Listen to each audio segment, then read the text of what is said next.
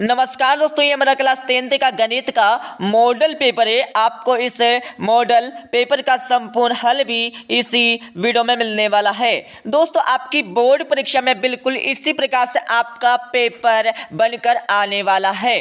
तो यहाँ पर देख लीजिएगा, इस मॉडल पेपर का हमारा पूर्णांक होने वाला 75 अंकों का, समय होने वाला 3 घंटे का, और इस पेपर में टोटल यहाँ पर 23 क्वेश्चन पूछे जाने वाले हैं। तो इस पेपर का हमारा पहला क्वेश्चन देख लीजिएगा, सही विकल्प चुनिए और लिखिए। ये आपकी परीक्षा में 6 नंबर के सही विकल्प पूछे जाने वाले हैं। जैसे हमारा पहला दिया है HCF 91 और 21 का है, तो क्या है इसका आंसर लगा लीजिएगा। पहले में आपका डी वाला 7 आपका राइट आंसर हो जाएगा। दूसरा आपका दिया, दूसरे में आपको बताना है इसमें कौन सा हल होगा, इसका आंसर लगा लीजिएगा। तो दूसरे में आपको राइट आंसर यहाँ पर लगाना होगा, ए वाला अद्वितीय हल। उसके बाद आपका तीसरा देख लिया, तीसरे में क्या पूछा आपको, तीसरे में आपको द्विघात यहाँ पर बहुपद दिया गया है, जिसमें आपको शून्यों का योगफल आपको निकालना है। ठीक है, तो इसका आंसर लगा लीजिएगा। तीसरे में आपका राइट आंसर हो जाएगा यहाँ पर सी वाला -b/a इज राइट आंसर हो जाएगा। उसके बाद आपका चौथा यहाँ पर सही विकल्प देख लीजिएगा, जिसमें आपको विविधकर का मान निकालना है। ठीक है, तो यहाँ पर चौथे का आंसर लगा लीजिएगा। चौथे में आपका राइट आंसर हो जाएगा यहाँ पर सी वाला 0 इज करेक्ट आंसर हो जाएगा। उसके बाद आपका 5 वाला देख लीजिएगा, वृत्त के किसी बिंदु पर खींची गई स्पर्श रेखाओं की संख्या होगी। तो यहाँ पर 5वें का आंसर लगा लीजिएगा। 5वें में आपको राइट आंसर यहाँ पर लगाना होगा, यहाँ पर ए वाला। ठीक है, एक आपका राइट आंसर हो जाएगा। उसके बाद आपका छठा देख लीजिएगा, बिंदु आपको दिया है 0,5 एवं -50 के बीच की आपको दूरी निकालना है। ठीक है, तो आप सभी को पता होगा दूरी का सूत्र क्या होता है, x/y = होता है हमारा, क्या होता है यहाँ पर होता है हमारा x2 - x1 का whole square plus y2 - y1 का आपका होल स्क्वायर हो जाएगा। ठीक है, तो इस सूत्र के माध्यम से आप इसकी बीच की दूरी निकाल सकते हैं। तो यहाँ पर छठे में आपका राइट आंसर कौन सा हो जाएगा, छठे में आपका राइट आंसर हो जाएगा यहाँ पर बी वाला 5/2 आपका करेक्ट आंसर हो जाएगा। ठीक है, उसके बाद आपका अगला क्वेश्चन देख लीजिएगा। यहाँ पर हमारा क्वेश्चन नंबर 2 दिया है। क्वेश्चन नंबर 2 में आपको क्या करना है, खालिस्तान की पूर्ति करना है। ये आपकी परीक्षा में 6 नंबर के खालिस्तान पूछे जाने वाले हैं। जैसे कि हमारा पहला दिया है, त्रिघात बहुपद के खालिस्तान शून्य होंगे, तो कितने शून्य होंगे, तो यहाँ पर पहले का आंसर लगा लिया। पहले में आपको लिखना होगा सिंपल से, यहाँ पर 3 शून्य होंगे, 3 आपको लिखना है। ठीक है, उसके बाद आपका दूसरा यहाँ पर आपका खालिस्तान दिया है, श्री धराचार्य ने एक सूत्र प्रतिपादित किया है, जिसे हम अब खालिस्तान के नाम से जाना जाता है। तो किस नाम से जाना जाता है, इसका उत्तर लगा लीजिएगा। दूसरे में आपको लिखना होगा, क्या लिखना है, तो यहाँ पर द्विघाती सूत्र आपको लिखना है, द्विघाती सूत्र आपको इसमें राइट आंसर लगाना है। ठीक है, अच्छे से लिख लीजिएगा, अच्छे से यहाँ पर इसका आंसर लिख लीजिएगा। ठीक है, उसके बाद आपका तीसरा देख लीजिएगा। तीसरे में क्या पूछा है, समांतर श्रेणी आपको दी गई है 5, 10, 15 डेढ़ का 10वां पद खालिस्तान है, तो 10वां पद आपको निकालना है। ठीक है, कौन सा पद, यहाँ पर T10 का मान आपको निकालना है। ठीक है, तो यहाँ पर आपको लगा लीजिएगा। इसमें आपको क्या करना है, आपको 10 पदों का यहाँ पर आपको सूत्र लगाना होगा। तो सबसे पहले सूत्र जान लीजिएगा। ठीक है, इसका सूत्र आपको होता है यहाँ पर Tn = होता है हमारा a + n-1 और कोष्ठक के बाद आपका डी हो जाएगा। ठीक है, तो यहाँ पर इसका मान निकालने का यहाँ पर सूत्र होता है हमारा n पदों का योग, यहाँ पर समांतर श्रेणी का मान निकालने का सूत्र होता है। ठीक है, इसको आप अच्छे से नोट कर लीजिएगा। तो यहाँ पर तीसरे में आपका करेक्ट आंसर हो जाएगा, कौन सा हो जाएगा, तीसरे में आपका यहाँ पर करेक्ट आंसर हो जाएगा यहाँ पर 50, कितना हो जाएगा, 50 आपको लिखना होगा तीसरे यहाँ पर खालिस्तान का आंसर। उसके बाद आपका देख लीजिएगा, यहाँ पर आपका चौथा आपका खालिस्तान दिया, सभी खालिस्तान त्रिभुज समरूप होते हैं। तो किस प्रकार के यहाँ पर त्रिभुज समरूप होते हैं, तो चौथे का आंसर लगा लीजिएगा। चौथे में आपको लिखना होगा यहाँ पर समबाहु त्रिभुज होते हैं हमारे, कैसे होते हैं, समरूप होते हैं। ठीक है, समान होता है, मतलब समरूप आपको लिखना है। ठीक है, उसके बाद आपका 5वां दिया हमारा, एक निश्चित घटना की प्रायिकता खालिस्तान होती है। तो एक निश्चित घटना की प्रायिकता कैसी होती है, आप सभी को पता होगा। यदि नहीं पता तो मैं इसका आंसर बता देता हूँ। इसमें आपको लिखना होगा सिंपल सा 1 होती है। ठीक है, क्या कितनी होती है, 1 होती है। उसके बाद आपका यहाँ पर छठा देख लीजिएगा, त्रिज्या r वाले वृत्त का क्षेत्रफल आपको सूत्र लिखना होगा। ठीक है, तो इसका आंसर लगा लीजिएगा। छठे में आपको लिखना होगा πr² आपका करेक्ट आंसर हो जाएगा। ठीक है, उसके बाद आपका अगला क्वेश्चन देख लीजिएगा। यहाँ पर हमारा क्वेश्चन नंबर 3 दिया। क्वेश्चन 3 में आपको क्या करना है, सही जोड़ी का मिलान करना है। तो यहाँ पर सही जोड़ी का मिलान कर लीजिएगा। जैसे कि हमारा पहला दिया sin स्क्वायर ए प्लस कोस स्क्वायर ए। दोस्तों ये हमारी होती है सर्वसमीका होती है, ठीक है। आपने यदि नहीं पढ़ा तो आपकी 3 सर्वसमीका होती है, ठीक है, त्रिकोणमिति में। तो यहाँ पर सर्वसमीका अच्छे से पढ़ लीजिएगा, क्योंकि सर्वसमीका में से एक ना एक नंबर का आपका क्वेश्चन पूछा जाता है, ठीक है। तो इसको अच्छे से पढ़ लीजिएगा। तो इसका मान कितना होता है, इसमें आपको लिखना होगा यहाँ पर जेड वाला 1 होता है, ठीक है। और दूसरा आपका दिया 10 90 डिग्री माइनस ए। तो यहाँ पर दूसरे में हो जाएगा आपका कौन सा हो जाएगा, यहाँ पर कोट ए हो जाएगा, कोट ए लगा लीजिएगा जी वाला। और उसके बाद आपका तीसरा दिया है 5 सेक स्क्वायर ए माइनस 5 10 स्क्वायर ए। इसका मान कितना होता है, इसमें आपको लिखना होगा यहाँ पर ए वाला 5 होता है। और घनाभ का आयतन क्या होता है, घनाभ का आयतन का सूत्र क्या होता है, तो चौथे में आपको लिखना होगा लंबाई इंटू चौड़ा इंटू ऊंचाई, ठीक है। यहाँ पर सी वाला हो जाएगा। और वर्ग का क्षेत्रफल, तो वर्ग का क्षेत्रफल का सूत्र क्या होता है, तो इसमें आपको लिखना होगा सिंपल सा एच वाला, ठीक है। भुजा इंटू भुजा, ये हमारा वर्ग का क्षेत्रफल हो जाएगा, ठीक है। उसके बाद आपका अगला देख लीजिएगा, यहाँ पर अगला दिया हमारा कौन सा दिया यहाँ पर ये छठा वाला, इसका मान कितना होता है, इसका मान होता है हमारा हमेशा यहाँ पर 1 होता है, ठीक है। ये आप अच्छे से स्क्रीनशॉट ले लीजिएगा। उसके बाद आपका अगला देख लीजिएगा, यहाँ पर हमारा अगला क्वेश्चन दिया क्वेश्चन 4। क्वेश्चन नंबर 4 में आपको क्या करना है, एक शब्द अथवा एक वाक्य में उत्तर आपको लिखना होगा। ये आपकी परीक्षा में 6 नंबर का आने वाला है। दोस्तों मैं आपको बता देता हूं, इस प्रकार का क्वेश्चन आपकी बोर्ड परीक्षा में हमेशा पूछा जाता है, जिसमें आपको शून्यक निकालने के लिए बोला जाता है, ठीक है। तो इसका मान आप किस प्रकार से निकालेंगे, यहाँ पर सिंपल सा जान लीजिएगा, इसका मान आपको किस प्रकार से निकालना है, ठीक है। यहाँ पर जूम थोड़ा सा मैं कर देता हूं, तो आपको इसका मान किस प्रकार से निकालना है, आपको शून्यक किस प्रकार से ज्ञात करना है, ठीक है। तो जो जैसे कि आपके सामने दिखाई दे रही है यहाँ पर, ये हमारी लाइन, ठीक है, ये हमारी लाइन दिखाई दे रही है ना। तो यहाँ पर आपको ये हमारी एक सीधी मतलब आधार वाली लाइन है, ठीक है। तो यहाँ पर जो हमारी ये लाइन है ना, कितनी बार यहाँ पर टच कर रही है, मतलब कितनी बार यहाँ पर इस यहाँ पर लाइन को छू रही है, बस वो हमारे शून्यक हो जाएंगे, ठीक है। तो यहाँ पर जान लीजिएगा किस प्रकार से आपको निकालना होगा।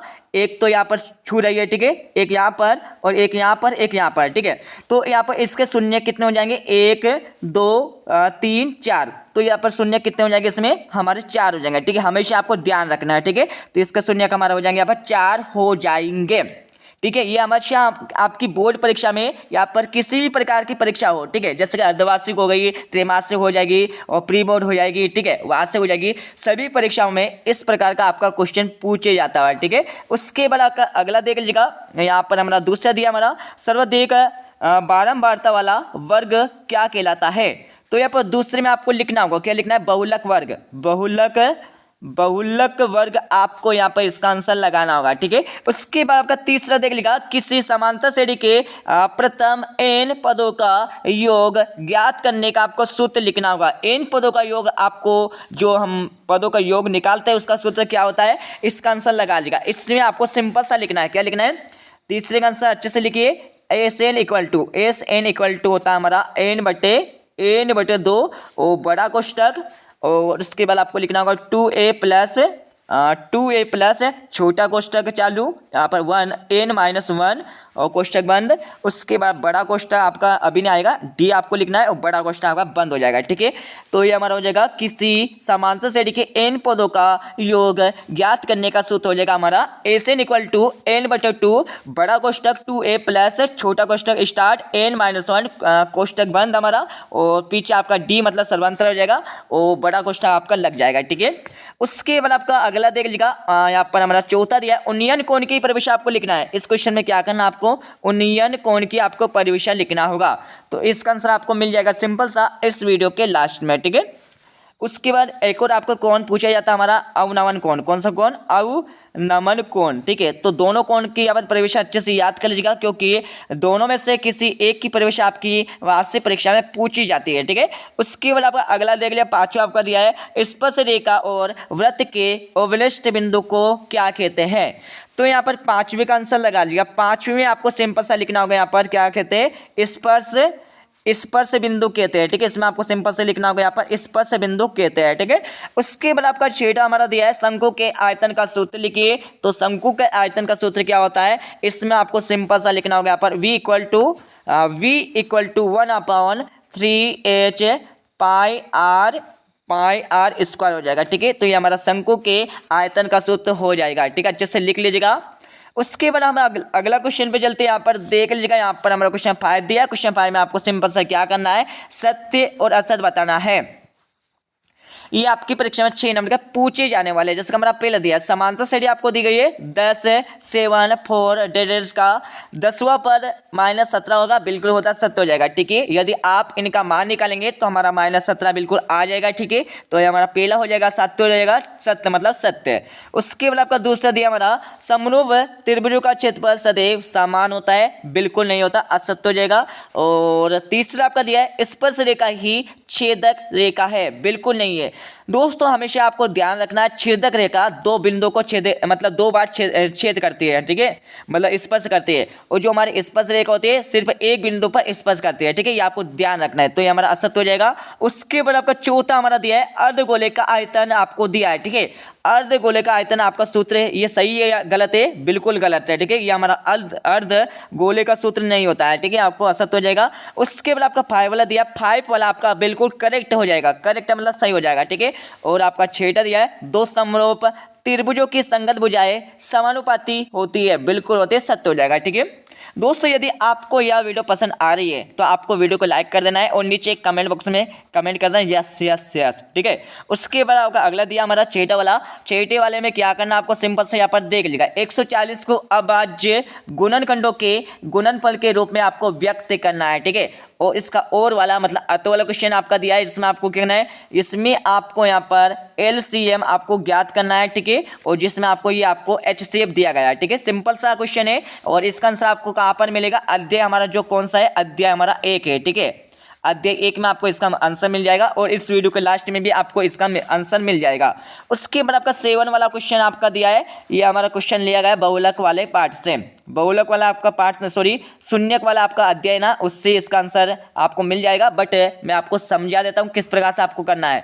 इसमें आपको शून्यक निकालना है। ठीक है, और इसके अत वाले क्वेश्चन में भी आपको शून्यों का गुणनफल आपको ज्ञात करना है। तो इसका गुणनफल का सूत्र क्या होता है, alpha into beta equal to क्या होता है, माइनस कौन सा होता है इसमें, सॉरी इसमें अल्फा इंटू बीटा, इसका सूत्र कौन सा होता है हमारा C/A होता है। ठीक है, वो अल्फा प्लस बीटा का मान कितना होता है, -B/A होता है। ठीक है, ये आपको ध्यान रखना सिंपल सा। ठीक है, तो आप सिंपल सा कुछ नहीं करना है, आपको बस मान रख देना है, जिससे आपका गुणनफल का यहाँ पर मान निकल के आ जाएगा। ठीक है, उसके बाद आपका 8वां क्वेश्चन आपका दिया, जिसमें आपको क्या करना है, इस क्वेश्चन में समांतर है अथवा संपाती, ये हमारे समीकरण दी गई है। ठीक है, तो इसकी तुलना करके आपको बताना होगा ये समांतर है या संपाती है। ठीक है, इसका आंसर भी आपको मिल जाएगा इस वीडियो के लास्ट में। इसके साथ इसके अत वाले क्वेश्चन में आपको क्या करना यहाँ पर देख लीजिएगा, रेखिक आपको समीकरण दी गई है, तो इसका मान, इसका हल आपको करना है। तो इस क्वेश्चन को आप किस किस विधि से कर सकते हैं, प्रतिस्थापन या फिर विलोपन, किसी भी दो ही विधि में से किसी एक विधि से आप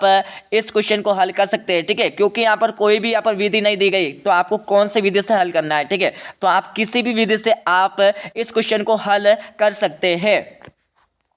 उसके बाद आपका अगला क्वेश्चन देख लीजिए, यहाँ पर 9वां क्वेश्चन दिया। 9वें क्वेश्चन में आपको क्या करना है, प्रथम 4 पद आपको निकालना है। कितने पद, प्रथम 4 पद आपको निकालना होगा। ठीक है, तो आप पद किस प्रकार से निकालेंगे, किस सूत्र के माध्यम से आप निकालेंगे। ठीक है, तो आपको निकालना होगा an बराबर होता है हमारा a। ठीक है, और a plus D, a plus 2d और a plus 3d, a plus 4d, और इसके साथ अगला आपका चल जाएगा यहाँ पर a प्लस 5d, और इसके साथ ही a प्लस 6d। मतलब इसके माध्यम से बस आपको कुछ नहीं करना, आपको a भी दिया है। ठीक है, तो a आपको यहाँ पर मान रख देना है। ठीक है, जैसे कि मैं आपको सिंपल से बता देता हूँ, यहाँ पर a मतलब आपको यहाँ पर मान रखना है। ठीक है, तो यहाँ पर 10 हमने रख दिया, और सर्वांतर आपको किस प्रकार से दिया है, यहाँ पर 10 दिया है। ठीक है, तो यहाँ पर 10 हो जाएगा। ठीक है, 10 आपके कितने हो जाएंगे, 20 हो जाएंगे। ठीक है, तो इस प्रकार से आप 4 पद आराम से इस सूत्र के माध्यम से निकाल सकते हैं। ठीक है, उसके बाद इसका अतवे वाला मतलब इसका और वाला क्वेश्चन दिया है, जिसमें आपको प्रथम पद आपको निकालना है और सर्वांतर मतलब D आपको निकालना है। तो इसका आंसर आपको किस प्रकार से निकालना होगा, इसका प्रथम पद आपका कौन सा हो जाएगा, यहाँ पर -5 हो जाएगा। a बराबर कितना हो जाएगा, -5 हो जाएगा।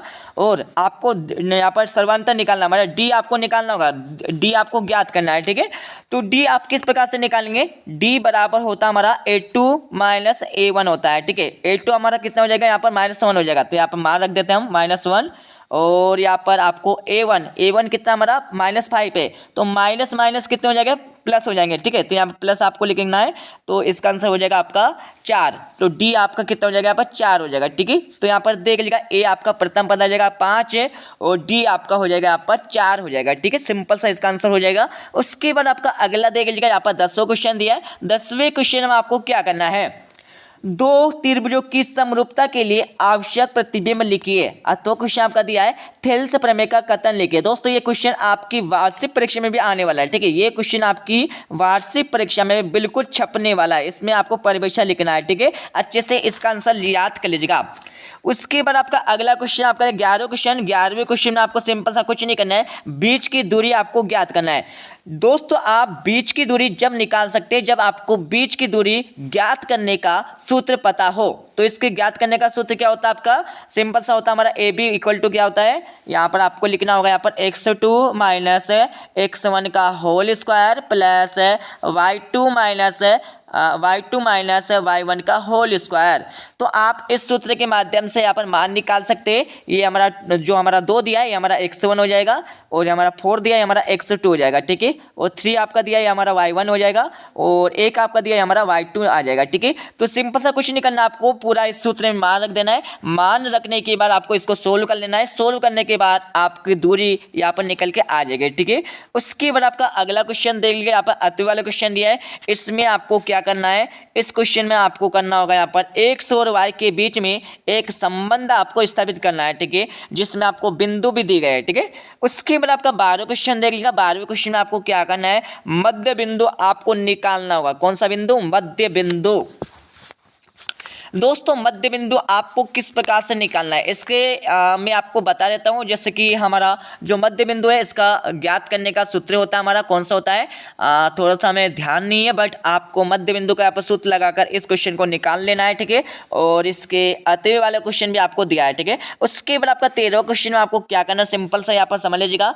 इसमें आपको दिया है, ठीक है, क्या दिया है यहाँ पर देख लीजिएगा। दोस्तों ये क्वेश्चन आपके अर्धवार्षिक परीक्षा में पूछा गया था। ठीक है, ये क्वेश्चन आपके अर्धवार्षिक परीक्षा में पूछा गया था, बिल्कुल पूछा गया था। ठीक है, तो इस क्वेश्चन में आपको क्या करना है, ये क्वेश्चन क्या बता दूं मैं, सेट ए एवं सेट बी दोनों में पूछा गया था। ठीक है, अलग अलग करके एक में आपका कोस ए का मान निकालना था एक सेट में, और दूसरे सेट में आपका टेन ए का मान निकालना था। ठीक है, तो ये बहुत सिंपल सा क्वेश्चन है, आप इसका मान निकाल सकते हैं। और इसका और वाला क्वेश्चन भी दिया हमारा 15 क्वेश्चन आपका दिया। ठीक है, बहुत अच्छे से देख लीजिएगा और इनके आंसर सोल्व करते जाइए। ठीक है, उसके बाद आपका 15 क्वेश्चन दिया। 15वें क्वेश्चन में आपको क्या करना है, आपको दिया पर 6 सेंटीमीटर त्रिज्या वाले एक वृत्त के त्रिज्यखंड का क्षेत्रफल ज्ञात कीजिएगा, जिसका कोण आपको दिया है थीटा कितना दिया आपका 60 डिग्री आपको दिया है। ठीक है, तो इसमें आपको त्रिज्यखंड का सूत्र आपको लगाना होगा। क्या होता है इसका, थीटा बटे 360 डिग्री कुछ 2 पाई आर कुछ होता है। ठीक है, ये सूत्र लगाकर आप इसका मान निकाल सकते हैं।